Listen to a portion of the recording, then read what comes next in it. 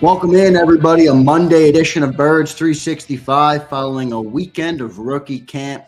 Johnny Mack was down at the Novacare complex seeing the new Eagles youngsters, the new rookies, and more than just rookies. There was rookie tryouts. There was a couple veteran tryouts. Johnny Mack, how was your weekend, sir? It's good. Hope everybody fired up, ready to go for another off-season week. Yeah, we finally got to see some of the rookies in their jerseys. That's about the extent of it. But yeah, so now everybody's got the temporary numbers, at least. As I often say, be careful with those. But it was good to see guys back on the football field, at least. So that's something as we slowly move on into the off season. Yep, getting into the off season now. But John, I just wanted to give you a chance. Any key takeaways that you saw? Any rookie that stood out to you, or anything that Now, really again, caught your eye? we're only out there for 10, 15 minutes, so we'll get a better indication of that kind of stuff at minicamp, which happens in early June. OTAs start later this month. They'll be on the field a few times. Same thing with those. We only get 10, 15 minutes. So we're only watching guys warm up, quick individual, maybe catch a couple passes, and that's the about the extent of it. And remember, the only quarterback there was Blake Stenstrom, so undrafted rookie on a tryout from Princeton. So this is very, very early in the process, and anybody raving about anybody, just take that with a grain of salt. But the most notable things to me where AJ Brown was there watching practice. Obviously, doesn't have to be. So he's trying to set a good example. Jordan Mailata as well, trying to help the young guys on the offensive line. So positives from that chemistry connection standpoint that Nick Sirianni always talks about. And I think the Eagles are hyper focused on it's intangible because and that frustrates a lot of people when you can't put numbers on something or things like that. But the Eagles think a big part of their collapse was off the field last year, and they want to make sure they've overcorrected that, if anything. And they want to make sure everybody's steering in the right direction, and this is a good start towards that, at least. Yeah, and for anybody that tuned into Friday's edition of Birds 365, I did ask you, do we think any of the veterans will be down there? I know they're obviously not going to suit up and run, but it was good to see. I thought it was great to see AJ Brown out there watching the receiver drills, and I know I read that Jordan Mailata was sitting on the offensive line meetings, which was pretty good. John, how about some of the veterans? I know you said you were only out there for 15, 20 minutes, but they did bring in several veterans to try out. John Ross was one that we talked about, the wide receiver. Anything stand out to you from their perspective? No, I mean, just from the fact the Eagles are looking at John Ross and Jakeem Grant, who's a 9-year veteran, we're in on tryouts. Shaq Quarterman, linebacker, was a veteran guy. He's played about 5 years. Terrell Burgess, defensive back. Those were the veteran guys. Now they're very deep in the secondary now after the draft. So I don't see much of a spot for somebody like Burgess, but they have plenty of bodies at this stage. But obviously, if you look at two of the weaknesses on paper, third wide receiver, um, linebacker, and they brought in players at that position. Now Grant is a little bit different because he was an All-Pro kick returner, so they seem focused, even though they don't admit it, and they're in a wait and see mode when it comes to the new kickoff rules. And everybody, there's a little bit of uncertainty. They're sure bringing in a lot of guys with some kickoff Yeah, they return sure are. in their background. So I do think they're focused on trying to get somebody. This seems like almost overkill. I don't know. 9-year veteran. Is that really the way you want to go when you have so many young bodies? Um, we'll see how it shakes out. Last year, the Eagles signed one tryout player after rookie minicamp, and it was Charleston Rambo.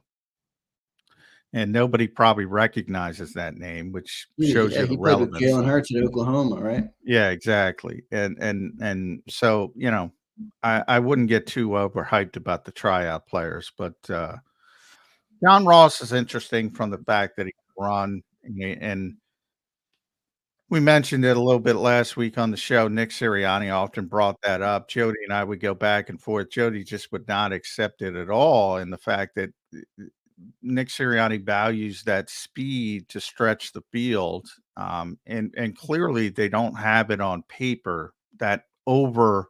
And why I say that, every NFL receiver is fast, but there's different levels. And Quez was really fast, and they don't have that really fast guy, John Ross. If he's got what he had, which was when he ran a 4.22 and set the record that held up Right. to this year at the combine. He's one of those guys that could really run. So the trait interests me more than the player, to be honest. It's been out of the league, wasn't good when he was in the league. Um, but do they need that trait on the roster? They may feel they need it. And the receivers they drafted, Johnny Wilson, big 6'6", 231-pound guy, and Anaya Smith, undersized manufactured touch guy. They're not burners from an NFL perspective. Yeah, right. They don't serve the same purpose as No, somebody like a John Ross or Quez Watkins did. no. And Johnny Wilson's interesting because he's just immense for a wide receiver. Yeah, I read your Immense. article Yeah. on Johnny Wilson on SI.com, which was pretty good stuff. I want to thank everybody for tuning in. You're watching Birds 365. I'm Xander Kraus. That's my partner, John McMullen, who you're all here to listen and learn from as he attended the rookie camp this weekend for the Eagles. John, any takeaways from their comments or any of the press conferences? I know Nick spoke. He said he likes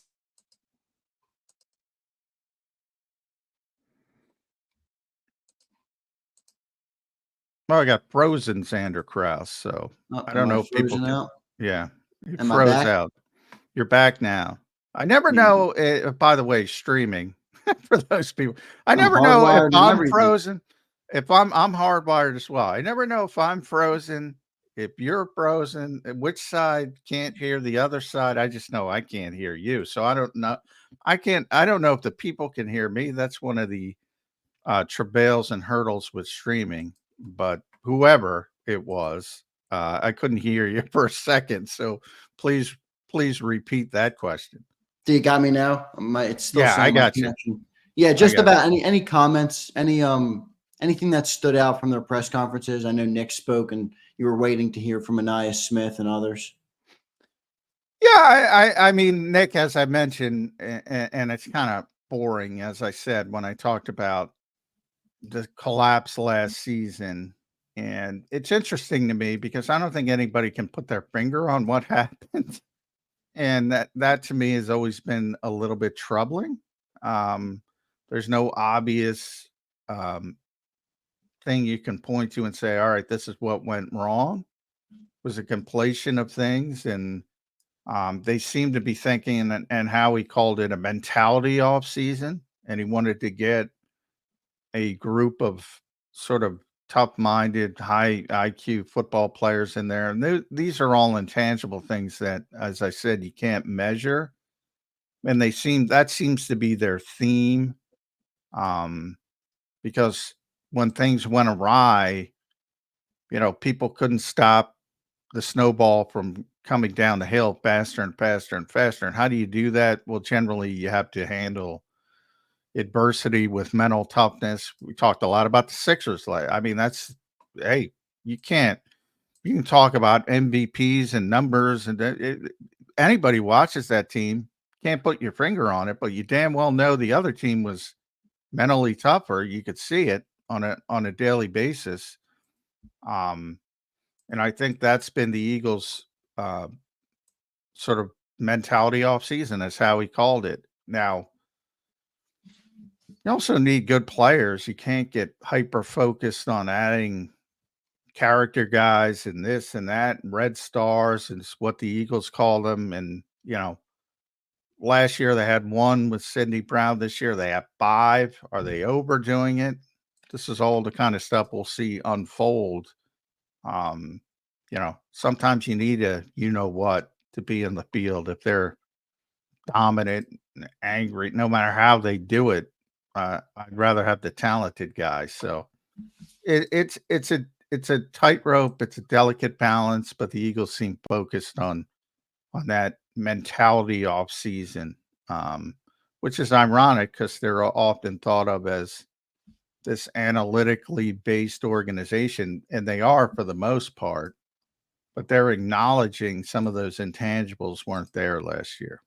Some other things we'll talk about today on Birds 365 to give you a little rundown to our listening audience. We have Jeff Kerr coming up next in the hour number 1 from CBS Sports, weekly contributor to the program, to the network, a great guest and somebody that has a lot of knowledge on the game of football. And then coming up in hour number 2, Les Bowen, former beat reporter for the Eagles, longtime beat reporter, now contributing at PHLY and has his own blog, lesbowensjawn.com. So we'll talk to them. A couple other good, funny things that happened this weekend. I'm sure everybody saw the Tom Brady roast, which was floating all around social media. Some Bill Belichick commentary bringing up Philly, which was interesting. So we'll get into all of that. I want to remind everybody to like the show. We appreciate your viewership and being here. Trying to get to at least 100 likes during the live show. So drop us a like if you like the show, and if you want to help us reach more Eagles fans, we do appreciate it. John, one more question I want to ask you before we get to a break and get to Jeff Kerr. Eagles sign another Aussie, Laken Vakalahai, 6'5", 318, just 21 years old. Obviously a depth piece with LaRaven Clark going to the IR, which is interesting, an early IR go for LaRaven Clark. But what do you make of that, and what's your first thoughts on another beastie guy coming from Australia, a rugby player? Yeah, well, lightning generally doesn't strike twice in the same spot, but the Eagles are going down the same direction. Yeah, and you say depth piece. This is a multiple year project. I think people forget that's what Jordan Mailata was. Multiple year prospect. And that's what they're trying to do here. Just find somebody with incredible physical gifts. And they're a complete untouched lump of clay for Jeff Stoutland to work with. That's what Jordan was when he got here. That's going to be the same thing here. Has never played a down of organized football. Has had rugby history in Australia. Same thing. Not quite as freaky athletically as Jordan Mailata, but still has everything you would need. Tremendous wingspan, hand size, arm length to be a tackle in this league. And why not? Why not try it again? You saw, and I remember Stoutland talking about Jordan Mailata. I tell this story all the time. When the AAF was going, one of those spring leagues that is now passed, they were talking about trying to become a developmental league for the NFL, which was ludicrous. The NFL wants no part of that, but they were talking about it from their perspective, trying to almost wish it into existence. And it was actually Damo and I were talking to Jeff Stoutland, and Damo asked him about would he ever advocate getting, because at the time Jordan had no live reps, basically hadn't played. Would he consider sending him over to those guys to continue the development, let him play in spring football? And Stoutland was like, I don't want those guys touching him. I don't know who they are. You didn't want anybody teaching him habits that he didn't want. And sometimes when you look at guys who've had, I think that the logical inference, and for the most part, it's true. If you start in high school, if you play at a high level college, you're way ahead of somebody like Jordan Mailata. But there's also a probability you develop some bad habits along the way that they got to get rid of when you get to the NFL level. And sometimes that's harder than building up a guy from square one. That's sort of how Jeff described it. So maybe it works, but I wouldn't count on it. But everybody's got, that's an NFL rule change. Everybody's got an international player exemption this year. The Eagles signed him to that. Doesn't hurt, extra body. See what happens. Is that basically a free international roster spot? Yeah, everybody's got it. Right. Everybody's got the Yeah, last happy in the chat the asking last if the that's what it last was. few years, as they started this international pathway program, where Jordan Mailata is obviously the number one success story from it. They would do it by division. One year, the NFC West would get an exemption. One year, the NFC East, and they would do it by division. Now everybody has one spot that they can use, one extra spot that doesn't count against the roster, whether it's 90 man in the offseason or 53 man. As they whittle it down to the regular season, doesn't count against that spot. And that's this kid is that international player right now. So it won't have an impact on that. John, I did see Kellen Moore was out there. Still no talk from Kellen Moore. You guys still haven't had a chance to talk to Kellen. Now, last year, same thing happened. Yeah. They'll talk at the next cluster of OTAs, which start, I believe, May 20th, May 22nd. Still don't know. We're going to be able to get in there for one day. That's when Vic and Kellen Moore should talk for the first time, which I don't like. It's kind of silly.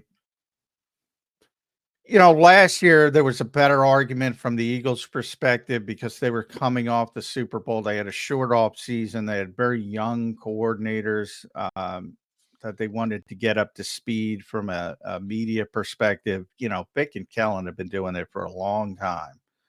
They don't need that help. And they didn't have the longer season after being one and done in the playoffs. So it's kind of silly, but hey, they don't want to give them to us. There's not much we can do.